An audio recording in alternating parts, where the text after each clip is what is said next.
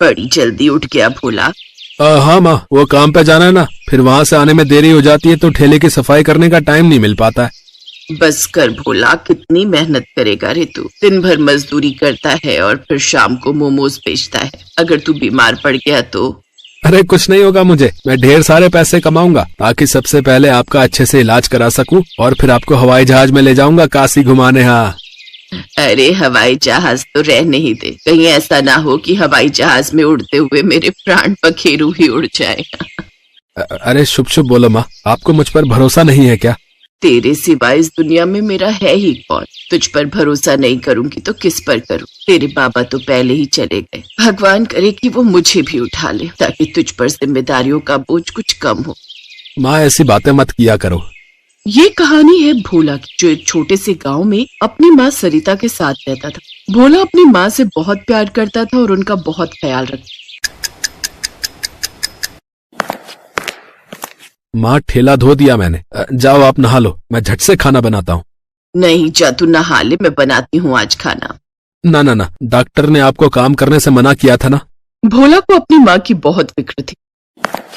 वो पैसे भी कमाता और घर के काम भी करता। दिन भर वो बेचारा ट्रकों में भारी भरकम बोरे चढ़ाता था और फिर शाम को आकर मोमोज बनाता और उन्हें बेचने निकल जाता। माँ मैं जा रहा हूँ, आज रविवार है तो बहुत भीड़ रहती है बाजार में, और पता है रविवार को कमाई भी अच्छी होती है। ठीक है, मगर जल्दी आ जाना। भोले भंडारी से प्रार्थना करो कि सारे मोमोज जल्दी बिक जाएं, तो जल्दी आ जाऊंगा। भोला ने अपना ठेला उठाया और बाजार की तरफ चल दिया। फिर बाजार पहुंचकर भोला ने अपना ठेला जमाया, तभी उसके ठेले पर एक आदमी आया। भाई मोमोज तैयार है क्या? हाँ जी सर, बिल्कुल तैयार है, गर्मा गर्म मोमोज। ठीक है, एक प्लेट लगा दो, और सुनो चटनी एकदम तीखी रखना। जी बिल्कुल, एक बार खाकर तो देखिए। जैसे उस आदमी ने पहला मोमो चटनी के साथ लगाकर खाया। अरे यार, तुम्हें कहा था कि चटनी फुल तीखी रखना। चटनी तो मैंने तीखी रखी है। अरे ऐसे तुम तीखी कहते हो? अरे ऐसे तो मेरा 5 साल का बच्चा ऐसे ही पी जाए। अगर तीखी चटनी नहीं है तो बंद कर दो अपना ये ठेला। वो आदमी बचे हुए मोमोज वहीं कूड़ेदान में फेंक कर चला गया। इस बात से बेचारा भोला बहुत दुखी हुआ। थोड़ी ही देर बाद एक औरत उसके पास आई। भैया एक प्लेट मोमोज लगा दो, और भैया चटनी फुल तीखी रखना, ठीक है? जी मैडम।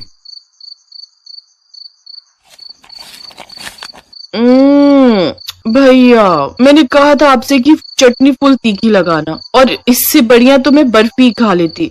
पर मैडम ये तो काफी तीखी बनाई है मैंने। अरे ये क्या खाक तीखी बनाई है आप? आपके मोमोज तो ठीक है पर आपको चटनी बनानी नहीं आती। अरे आप चटनी तीखी बनाना सीखो पहले, बाद में लगाना ठेला।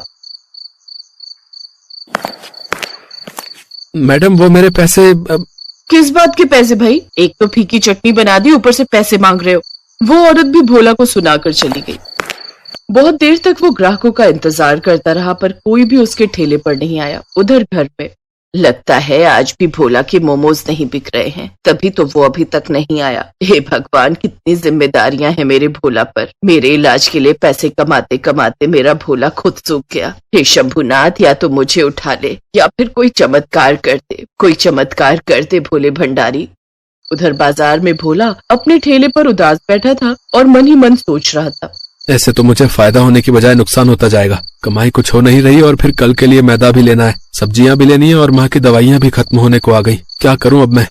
भोला ये सब सोच ही रहा था कि तभी उसके ठेले पर एक बहुत ही सुंदर सी लड़की आई। हालांकि उसके कपड़े बहुत पुराने और मैले से थे। सुनिए, मुझे बहुत भूख लगी है, सुबह से मैंने कुछ नहीं खाया, मुझे थोड़े से मोमरिका दे दो ना। है क्या? मोमरिका? देखिए यहाँ मोमरिका नहीं मिलते हैं।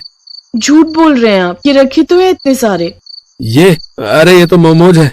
अच्छा, आपके यहाँ इसे मोमोज कहते हैं, पर जहाँ से मैं आई हूँ इसे मोमरिका कहते हैं।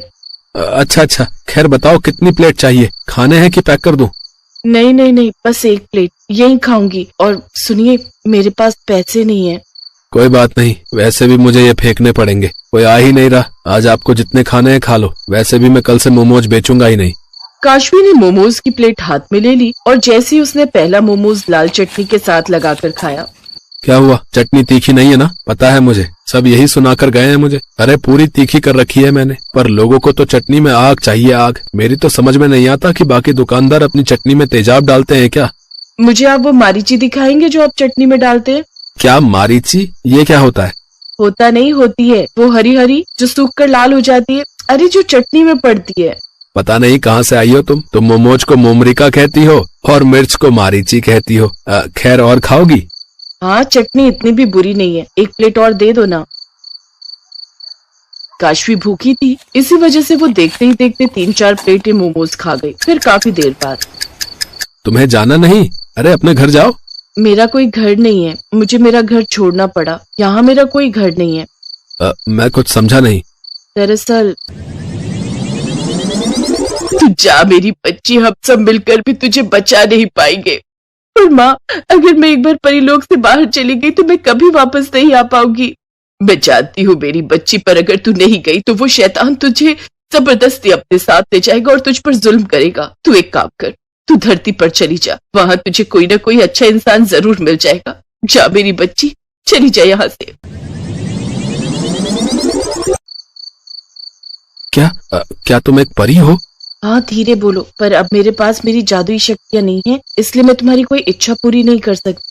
मेरी कोई इच्छा नहीं है, मैं एक परी से मिला, यही बड़ी बात है मेरे लिए। अगर मैं तुम्हारी कोई भी मदद कर सकता हूँ तो मुझे बताओ।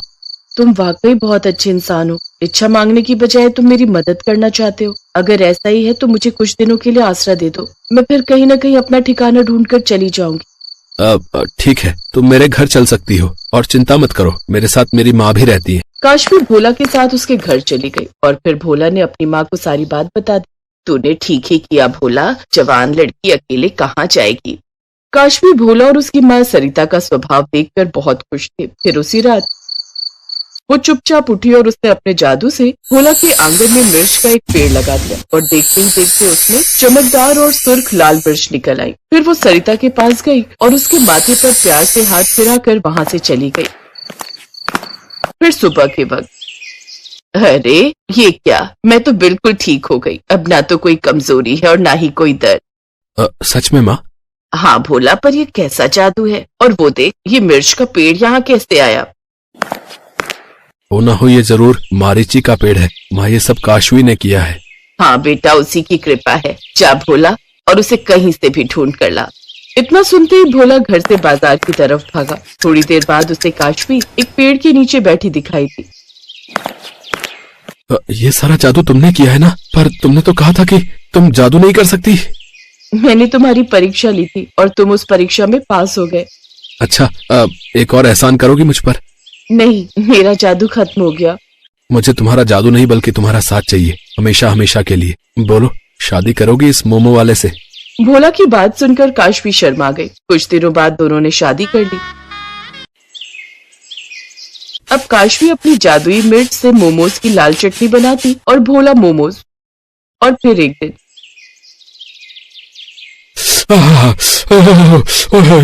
अरे भाई, मजा आ गया भाई। क्या तीखी लाल चटनी है। वाह वाह वाह। हाँ भैया, सही कह रहे हो, इससे तीखी चटनी तो मैंने आज तक नहीं खाई। भैया एक काम करो, 3 प्लेट पैक भी कर दो। काशवी की मारीची से बनी लाल चटनी की वजह से भोला की दुकान चल पड़ी थी और भोला के रूप में काशवी को भी एक अच्छा जीवन साथी मिल गया था।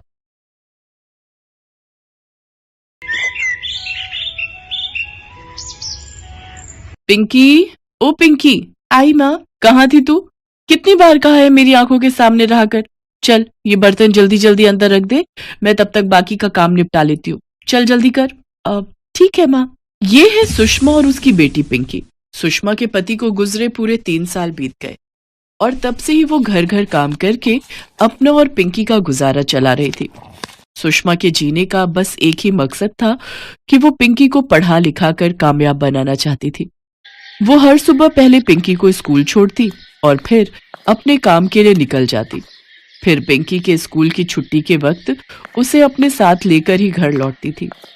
लेकिन जब भी पिंकी के स्कूल की छुट्टी होती तो वो उसे अपने साथ काम पर ले जाया करती थी। पिंकी भी अपनी माँ के काम में मदद करने की पूरी कोशिश करती थी, साथ ही खूब मन लगाकर पढ़ती भी थी। फिर एक दिन, माँ, ये पिज्जा क्या होता है? ये तूने कहाँ से सीखा? वो सफेद वाले बंगले में मैंने देखा था, वहां सारे बच्चे वही खा रहे थे।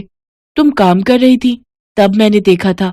अब देखने में तो रोटी जैसा ही था, लेकिन रोटी से थोड़ा मोटा था और उसके ऊपर बहुत कुछ सजा रखा था। वो मुझे भी खाना है माँ। अरे पिंकी, ये सब अमीर लोगों के चोचले हैं, और सच बताऊं तो उसे खाना सेहत के लिए भी बिल्कुल अच्छा नहीं होता। चल, मैं घर चलकर तेरे लिए हलवा बना देती हूँ, तेरा मनपसंद, जो खाने में बढ़िया भी होगा और उसे खाकर मेरी पिंकी ताकतवर भी बनेगी, है ना? इस तरह सुषमा उस वक्त पिंकी को बहला लेती है और कुछ दिनों के लिए पिंकी भी पिज्जा के बारे में भूल जाती है। लेकिन फिर जब अगली बार पिंकी अपनी छुट्टी के दिन अपनी माँ के साथ दोबारा उसी घर में जाती है तो वहां फिर से वही सब देखती है जो उसने पिछली बार देखा था। उस घर के सारे बच्चे फिर से पिज्जा पार्टी कर रहे थे और उन्हें इस तरह पिज्जा खाते हुए देखकर पिंकी का मन फिर से ललचाने लगता है और वो मन ही मन सोचने लगती है, देखने में कितना टेस्टी लग रहा है, इन लोगों के तो कितने मजे हैं, काश मैं भी कभी ये पिज्जा खा पाती। पिंकी ये सब सोच ही रही थी कि पिज्जा खा रहे बच्चों में से एक बच्चा उसे वहां खड़े हुए देख लेता है और उससे कहता है, ए, क्या देख रही है वहां से छुप छुप के? पिंकी की नजर अब भी पिज्जा पर ही थी। उसने उस बच्चे से कुछ कहा तो नहीं, लेकिन उसे देखकर ही साफ पता लग रहा था कि उसका सामने रखा पिज्जा खाने का बहुत मन था। लगता है इसको भी पिज्जा खाना है। ओह, तो ये बात है, इसमें कौन सी बड़ी बात है? आजा इधर और ले ले एक पीस तू भी। उस बच्चे की बात सुनकर पिंकी का चेहरा खिल उठता है। वो फौरन पिज्जा के पीस की तरफ आगे बढ़ती है, लेकिन तभी वो बच्चा उस पिज्जा के पीस को उठा लेता है और अपने साथी बच्चे की तरफ उछाल देता है। पिंकी उस पीस की तरफ दौड़ती है, लेकिन वो पीस को पकड़ नहीं पाती और वो पिज्जा का पीस जमीन पर गिर जाता है। अरे यार, सॉरी, कैच नहीं कर पाया। लगता है वाकई ये पीस इसकी किस्मत में है। जा, उठा के खा ले। नन्ही पिंकी ये समझ ही नहीं पाती कि वो बच्चे असल में उसकी गरीबी का मजाक उड़ा रहे हैं। वो बेचारी खुशी खुशी जमीन पर पड़े उस पिज्जा के टुकड़े की तरफ बढ़ती है कि तभी उसे अपनी माँ की आवाज सुनाई देती है, नहीं पिंकी, छोड़ उसे, इधर आ मेरे पास। माँ, लेकिन वो पिज्जा। पिंकी, मैंने कहा ना इधर आ, उसे नहीं खाना, वो जमीन पर गिर गया है, गंदा है वो। सुषमा के कहने पर पिंकी उस पिज्जा के टुकड़े को उठाती तो नहीं, लेकिन वहीं खड़ी होकर उसे ललचाई नजरों से देखने लगती है। ये देखकर सुषमा आगे बढ़ती है और उसका हाथ पकड़कर उसे अपने साथ ले जाती है। घर आकर सुषमा बहुत रोती है। पिंकी के साथ आज जो हुआ उसे उसका बहुत दुख हो रहा था। वो अपना बटुआ खोलकर देखती है, उसमें कुछ पैसे थे जिन्हें देखकर वो मन ही मन सोचती है, इतने पैसों में एक छोटा पिज्जा तो आ ही जाएगा। लेकिन ये बात सिर्फ एक बार की नहीं है, अगर पिज्जा का स्वाद पिंकी को पसंद आ गया तो वो बार बार खाने की जिद करेगी और फिर मैं कैसे उसे मना कर पाऊंगी। नहीं, मुझे कुछ और तरकीब निकालनी पड़ेगी।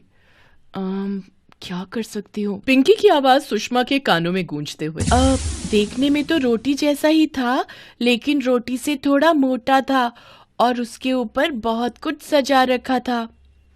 हाँ, यही ठीक रहेगा। अगली सुबह सुषमा पिंकी को स्कूल छोड़ती है और लेकिन काम पर जाने से पहले वो एक पिज्जा शॉप पर जाती है और दुकान के बाहर खड़ी होकर कुछ सोचने लगती है।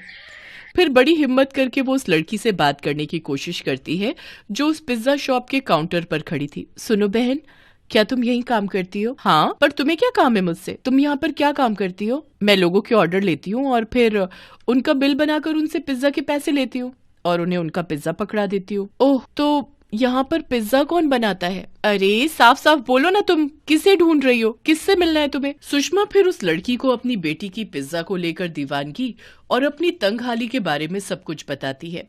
उस लड़की को पिंकी के लिए बहुत बुरा लगता है। वो फौरन सुषमा को पिज्जा शॉप के अंदर लेकर जाती है और पिज्जा कैसे बनाया जाता है इस बारे में सब कुछ अच्छे से समझाती है। सुषमा बड़े ध्यान से सब कुछ देखती और समझती है और उस लड़की का शुक्रिया अदा करके वहां से बाहर आ जाती है। उस दिन सुषमा काम से छुट्टी लेकर घर वापस आ जाती है। उसे कुछ भी करके अपने हाथों से पिंकी के लिए पिज्जा बनाना था जो खाने में स्वादिष्ट भी हो और उसके बजट में भी फिट बैठता हो। बहुत दिमाग लगाने के बाद सुषमा पिज्जा बेस की जगह गेहूं की रोटी का इस्तेमाल करती है। सॉसेस की जगह घर पर बनाई हुई चटनी लगाती है और अपने घर के पीछे उगाई हुई ताजी सब्जियों को पकाकर उन्हें अपनी देसी पिज्जा के ऊपर सजा देती है। इसके अलावा वो थोड़ा सा पनीर घिसकर भी पिज्जा के ऊपर डाल देती है। उसका बनाया पिज्जा देखने में बिल्कुल बाजार के रेडीमेड पिज्जा जैसा ही लग रहा था, लेकिन हकीकत में वो उससे काफी सस्ता था और सेहत के लिए नुकसानदायक भी नहीं था। अब सुषमा को बस पिंकी के स्कूल से आने का इंतजार था। सुन पिंकी, जब तक मैं ना कहूँ आंखें मत खोलना, ठीक है ना? बस इधर आ।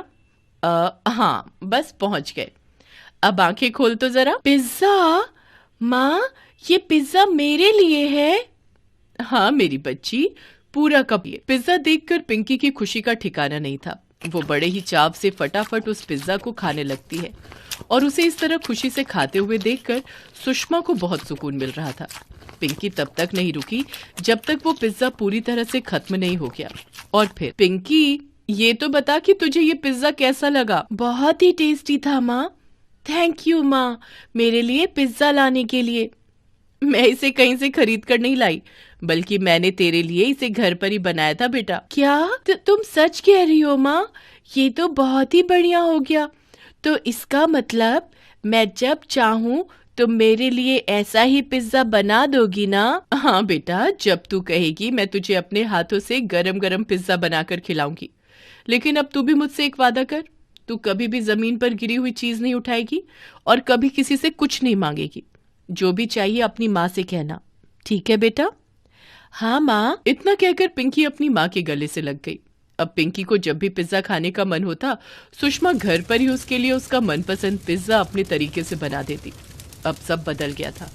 अब पिंकी को किसी को भी पिज्जा खाते देखकर बुरा नहीं लगता था। वो बच्चे उसे चिढ़ाने की कोशिश करते तो भी उसे कोई फर्क नहीं पड़ता। फिर एक दिन जब सुषमा अपना काम कर रही थी तो उसने अपनी मालकिन को उदास बैठे हुए देखा। तब सुषमा ने जाकर उससे पूछा, क्या हुआ दीदी, कुछ परेशानी है क्या? क्या बताऊं सुषमा, इन बच्चों से तंग आ गई हूं मैं। पिज्जा के अलावा कुछ और खाना ही नहीं चाहते। ये जंक फूड खा खाकर सबने अपनी तबीयत बिगाड़ ली है। डॉक्टर ने बाहर का खाना देने से साफ मना किया है, लेकिन ये जिद किए बैठे हैं कि खाएंगे तो सिर्फ पिज्जा। अब तू ही बता सुषमा, मैं आखिर करूं तो क्या? परेशान मत हो दीदी, आप कहो तो मैं बच्चों के लिए घर पर पिज्जा बना दूं। घर पर पिज्जा? तुझे आता है क्या पिज्जा बनाना? हाँ दीदी, ये मेरी पिंकी भी कम है क्या? आपके बच्चों को पिज्जा खाते देखकर इसने भी जिद पकड़ ली थी। अब मेरी तो इतनी हैसियत नहीं है दीदी, तो मैंने भी लगाया अपना दिमाग और घर पर ही बना दिया रोटी का पिज्जा। और मजे की बात तो यह है दीदी कि पिंकी को बड़ा पसंद आया, खूब मजे लेके खाती है। अच्छा, ये तो बहुत ही बढ़िया है, रोटी का पिज्जा जो बच्चों को नुकसान भी नहीं देगा। पर तुम उसके ऊपर क्या क्या डालती हो? बस घर पर बनी लाल टमाटर की खट्टी मीठी चटनी, उसके ऊपर खूब सारी ताजी सब्जियां और थोड़ा सा पनीर भी। अरे वाह सुषमा, तुझे नहीं पता, अगर ये तरीका मेरे बच्चों पर भी काम कर गया ना तो मेरी बहुत बड़ी मुसीबत दूर हो जाएगी। चल अब तू बाकी के काम छोड़ और सबसे पहले अपना रोटी पिज्जा ही बना दे। सुषमा झट से रसोई में जाकर बच्चों के लिए रोटी पिज्जा बनाने लगती है और फिर उसकी मालकिन उस पिज्जा को ले जाकर अपने बच्चों के सामने रख देती है। बच्चे उस पिज्जा को देखकर बिल्कुल भी फर्क नहीं कर पाते और उसे उठाकर खाने लगते हैं। खाते हुए भी उन्हें उस रोटी पिज्जा से कोई तकलीफ नहीं होती, उल्टा उन्हें तो उसका स्वाद बहुत पसंद आता है और ये देखकर उन बच्चों की माँ बहुत खुश हो जाती है। सुषमा, मुझे तो बिल्कुल अंदाजा नहीं था कि तू इतना बड़ा कमाल भी कर सकती है। सच में तूने मेरी बहुत बड़ी मुश्किल हल कर दी। लेकिन यहाँ मेरे जैसी और भी कई माएँ हैं जिनके बच्चे जंक फूड के दीवाने हैं और अपनी सेहत से खिलवाड़ कर रहे हैं। तो अगर तुम चाहो तो तुम उन सब की भी मदद कर सकती हो, साथ ही साथ बढ़िया कमाई भी कर सकती हो। जी दीदी, मैं कुछ समझी नहीं। मैं ये कह रही हूँ कि तुम क्यों ना अपने रोटी पिज्जा का स्टॉल शुरू करो। लेकिन दीदी, मेरे पास लागत लगाने के पैसे नहीं है और जगह भी तो नहीं है। अरे इस सब की चिंता तू मत कर, वो सब मैं देख लूंगी। तू तो बस हाँ बोल और लग जा काम पर। अब सबकी मुश्किलें हल होने वाली थी। सुषमा को एक नया रोजगार मिल गया था और कई माओं को अपने बच्चों की अच्छी सेहत, जो सुषमा के रोटी पिज्जा में छुपी हुई। Best buddies. Hello friends, thanks for watching this video. अगर आपको ये वीडियो पसंद आया है तो प्लीज लाइक, सब्सक्राइब, कमेंट्स करें इस वीडियो पर और हाँ, शेयर करना भी ना भूलें। और भी मजेदार वीडियो देखने के लिए नीचे दिए गए बेल आइकॉन को दबाएं। देखते रहिए बेस्ट बडीज।